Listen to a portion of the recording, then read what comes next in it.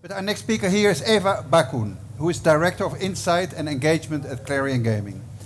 Eva is here to tell us more about hype studies into AI in gaming, and Eva will tell us more about these studies and their outcomes. Eva, welcome, and thank you for coming, and the floor is yours. Thank you so much for inviting me. Good afternoon, everyone. Thank you for being here this afternoon. I know that there's competition of other sessions as well, so I appreciate your presence. Yes, and again, big thank you to the organizers. I obviously, representing ICE and Clarion Gaming. I'm usually actually in the shoes of Willem and his team, and kind of working more from the back office. And it's always really daunting to actually find yourself on the other side, on the main stage, and addressing an audience of experts. So yeah, really appreciate your your presence and your understanding as well while I'm presenting. So my name is Ewa Bakun. I've been working with Clarion for a very long time. And maybe without giving it a number, I can tell you that while I started, ICE was still for a few years taking place in central London in Excel. So you can do your math. It has been quite a few years of my engagement with ICE and with Clarion Gaming. By the way, I'm assuming everyone knows ICE. If you don't, raise your hand. It is, of course, what we call the world's largest B2B gambling show that takes place in Barcelona at the beginning of the year. In Barcelona for the first year earlier this year. Right. So as I said, I've worked for a long time. Have gone through lots of different positions within Clarion Gaming. Starting with conference production, going all the way to Insight. But actually, when I decided to move from London to Barcelona after its 80 years in London, I went to the management and raised my hand, and I said that I am willing to make the sacrifice and move to Spain and move to Barcelona so that we can understand better the Spanish market. And we can make sure that we are working in cooperation with our new host city and new host country and the new host industry, again, to make sure that the show works for you and works for them. And it's been a great experience, and really kind of working on that, of course, supported with the whole team out of London, because I am the only person in Barcelona. It's also been extremely interesting to see how that move has really opened up new opportunities, new allyships for us. And that really made me realize that ICE has really evolved over the last few years from just being perhaps a platform of connection, a platform to find products and platform to find innovation, to being a partner and to being a platform of influence, of impact, and of really important dialogue on the future of the industry. And actually, and this is something what I would like to talk to you about, from enabling knowledge and sharing of the knowledge to the actual knowledge creation, and I'll say a little bit more on this. In particular, knowledge creation, with what I'm going to talk about when it comes to artificial intelligence, because we know this has been probably the industry's biggest trend over the last few years. And we know, while of course ICE is important, and we hope that a critical point in your annual calendar, AI is probably more important for your business. Right. So you may wonder, right, why an event organizer is here speaking in front of you. I don't want to talk about ICE and praise the benefits of it. As I said, it's more about AI and what we're doing in that area when it comes to understanding its impact on the industry. But I want to kind of explain how we get there, right? And yes, ICE is the key platform that enables us to do that. these are, and I've been also asked to present those numbers. These are some of the snapshot numbers of what happened this year. We achieved records on all of the different levels. You can see, the visitation of pretty much 60,000 people that came to the event. Over 300 regulators, 43 regulators from Spain, and almost 8,500 visitors from Spain. What's interesting as well, we ask people the question of their interest in topics of sustainability, responsible gambling. And it's not everyone answered this question. So amongst those who answered, 27% globally said that they have that interest, 53% from Spain. And then I also thought that would be interesting to see the breakdown. I know we talked, or other speakers also talked quite a lot about online and land-based, right? And kind of that ratio here in Spain. We had 47% of our visitors, global visitors, are online only versus 29 online only from Spain. And then 39 both online and land-based globally, 42 both online and land-based. I mentioned, right, like it's a platform to showcase innovation and products, to find what's new in the industry, new systems, new games, new payment platforms, perhaps new companies, startups, right? This is what ICE has traditionally been, right? For people to come and see what's happening new, what are the new products being offered by the suppliers. But it's more than that right now. And I'm not going to go into the detail of how much more. But something, and again, it's been discussed today, of course, we are living in this increasingly more regulated environment. And with that increased regulation, we also kind of said that we want to be part of this and support the industry in that process.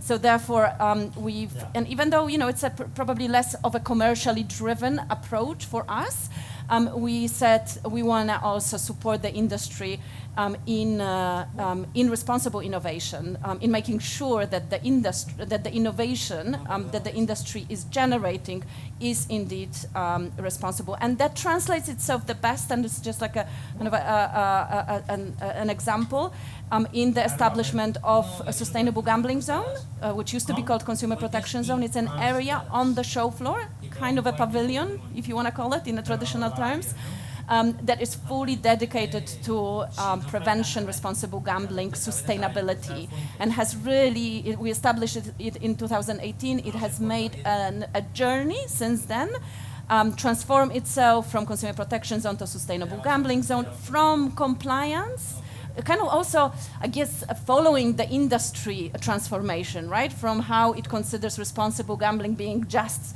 part of the compliance function to elevating it to the board level, from considering it to be compliant to being part of a sustainable strategy, from an industry that's been reactive to an industry that is now being proactive with the technology that are being offered, from targeted providers to mainstream brands that are now involved. And from looking at consumer protection to really understanding broader impacts.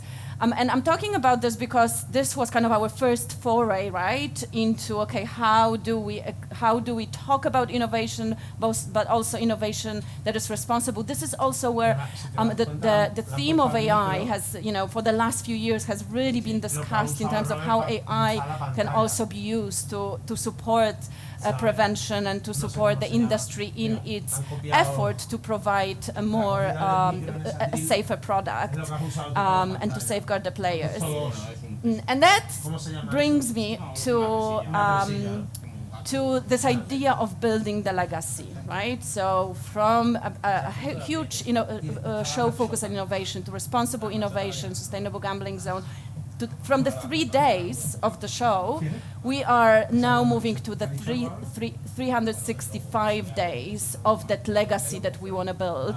And this is unprecedented. We never had this in London. And this really has been enabled by our move to Barcelona and by our partnership with Fira Barcelona, and therefore as well with the city of Barcelona, that as you know, won kind of a competition, right, against other cities to attract the show to its background. You know, and this is meant to say building the legacy, but not the leg. So yes, and we want to build the legacy, and this is not just a slogan, because the legacy is actually a name of a project, of a project that we want to make happen. This was part of the official bid of FIRA and City of Barcelona that set aside funds annually to create this, to realize this legacy project. It's very much inspired, those of you who know, and I imagine quite a few of you go to the Mobile World Congress, it's inspired by the work that FIRA has done as well with the Mobile World Congress, establishing Mobile World Foundation and creating lots of different legacy projects that indeed kind of look at the impact of the sector on the society and on the consumer, him or herself. And this legacy project is supposed to go beyond just the impact that the economic impact that the show is making on the city, and beyond, as I said, the 3 days. We want this to be long-term project that just spans across a whole year and a number of years. And doesn't really shy away from the industry, from the consideration of the industry's social impact, and from the public debate. And yes, for now, it's it's fairly limited. It's been only a year, really, but we do have a vision of creating something similar to the Mobile World Congress that would allow us truly to also invite the industry to be part of this foundation. So far, and this is how we want this to stay for now. This is really a project between us and FIRA Barcelona, with inputs, though, from the industry, because we want to make sure that this is something that can be applicable to the industry. So I talked about how we've done that move from enabling to generating knowledge, and we received the funds, or we have the annual funds. And we thought, okay, what do we do with them? How do we invest that money? What will be the actual legacy project? And we said we want to establish ICE Research Institute that will offer grants to scientific academic institutions, ideally Spanish ones, that will then go away with the money to do research that will focus on prevention and sustainability. And we know there's a lot of research, right? Like there's a lot of academic research on gambling, but most of it focuses on kind of health and public health, and looks at problem gambling, while we wanted for this research to really shift its attention to prevention, so that it can be something, so that the research generates something that is relevant and applicable to the sector, right? And where there is still an opportunity for the industry to act. And be part of kind of the solution, with the idea to maybe in the future aim for, maybe we want to sponsor a lab, right? Like there's a research that produces certain set of results that might lead or indicate the need of development of a product. So maybe in the future we could sponsor a lab that will develop a product, or invest in startups that would also kind of pick up the results of the research to turn it into something even more concrete. As I said, like we do give priority for Spanish and Catalan institutes, so researchers, let's say, but really also encourage international cooperation. And I'll show you, because I want to talk about a couple of research proposals that we have already funded. Out of the 3, 2 of them focus on the impacts of artificial intelligence on the industry. And this picture, we announced these 2 research proposals at ICE. So this is the picture of the panel that we did within the Sustainable Gambling Zone, where these 2 researchers kind of talk about the details of their investigation. Now, a disclaimer from my side, I am not an academic, I'm not a researcher. What I will tell you about is what I have read and have had and discussed with those two institutions as part of kind of the development of the proposal, right? But I am not necessarily privy to all of the kind of scientific details. And to be honest, like, we are at the early stages of the research, and we don't also, as an, still kind of being a representative of the industry, our aim is not to interfere into the research being developed, right? Like, yes, we set the parameters, we kind of look at the theme to make sure that it follows, these kind of criteria, in particular the applicability, but once that's done, we only want to ensure that it's on schedule, but we don't want to interfere into the actual results, of course, to make sure that the integrity is kept. So therefore, again, right, like, I am not necessarily kind of up to date on all of the kind of details of that research. But yeah, so 2 out of the 3 proposals look at the use of AI or the application of AI in the industry. And in the area of prevention in particular, or regulation. One of them is AI registry, and that's a proposal put forward by University of Nevada in Las Vegas, where they actually recently launched what's called AI Hub, which looks specifically actually at the research of AI in the gambling sector. I encourage you to look it up, it's really interesting. And they have a number of research already being developed, but it's in a cooperation with University from Madrid, and we really love this, right? Like, we love, because ICE is an international show, I love the idea of this type of,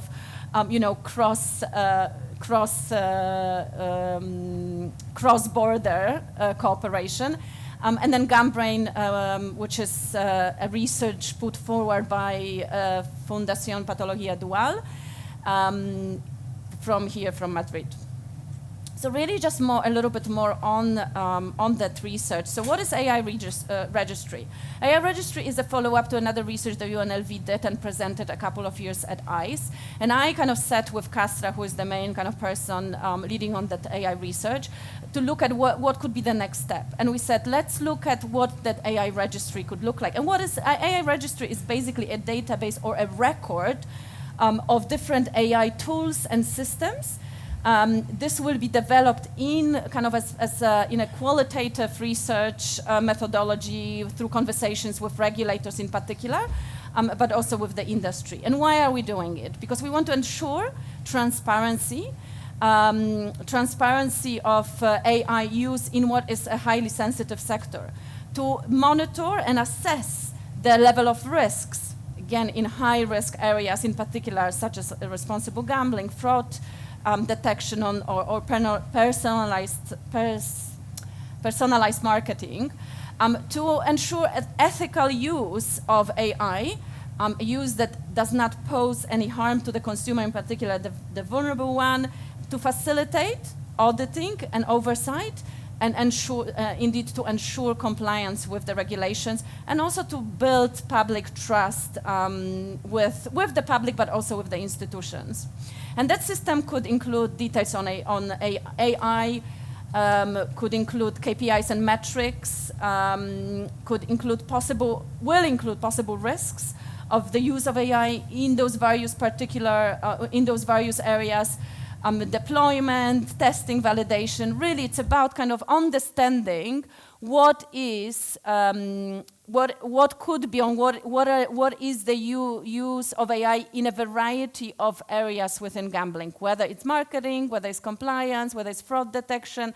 So kind of creating that registry of AI use cases within the industry. So then perhaps the next step, right? And we often think about what that next could be. Could we then take, let's say, okay, AI in marketing, and then actually develop a proper set of guidelines of the use of AI in marketing?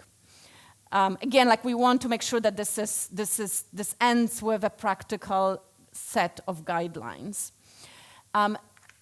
And then the second proposal by Fundación Patología Dual, so the Foundation of Dual Disorder, which is a research arm of the Spanish Society of Dual Disorder.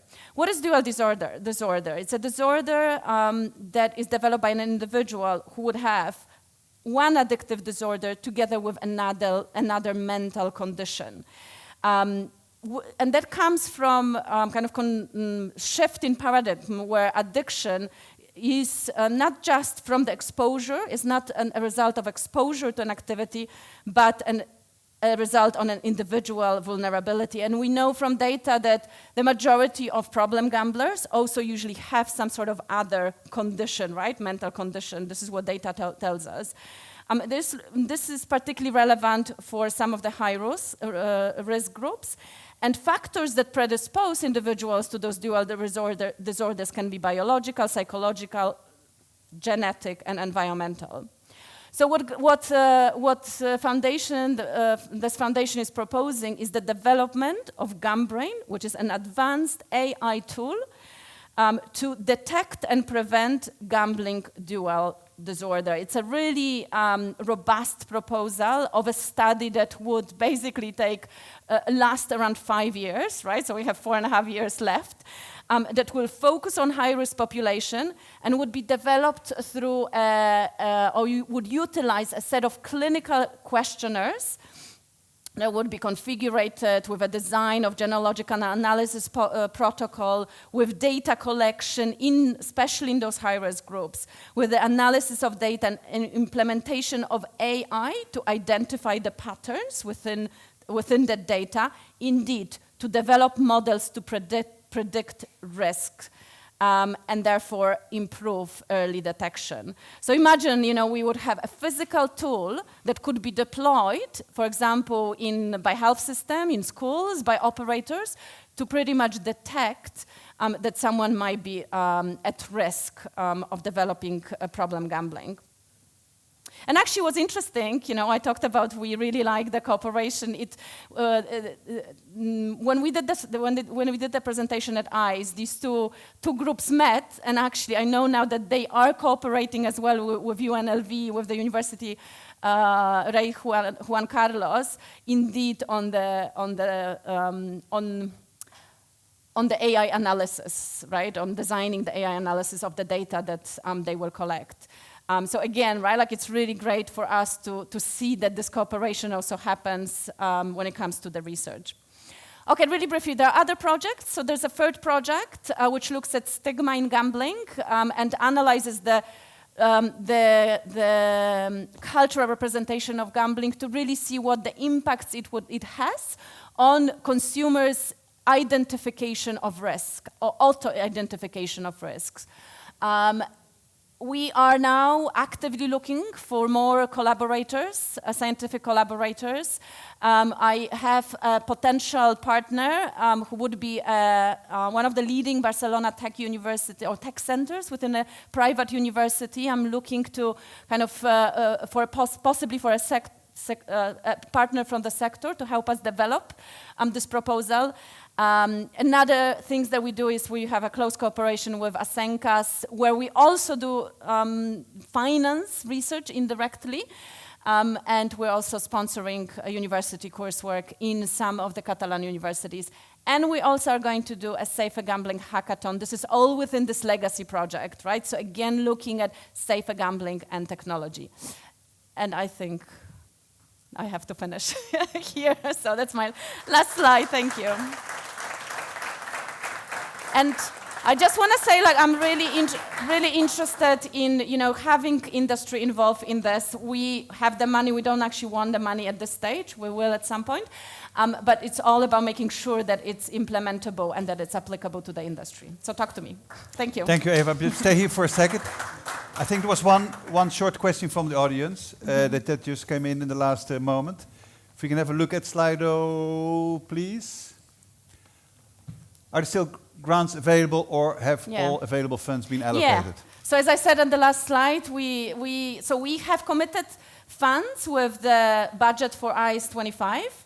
So now we are looking actively how to spend the funds of ICE 2026, which we want to announce at ICE. So we kind of like have 25 to use or to allocate the funds of the 26. So yes, talk to me. Talk to Ewa. Thank you very much. Thank Ewa. you. Thank you.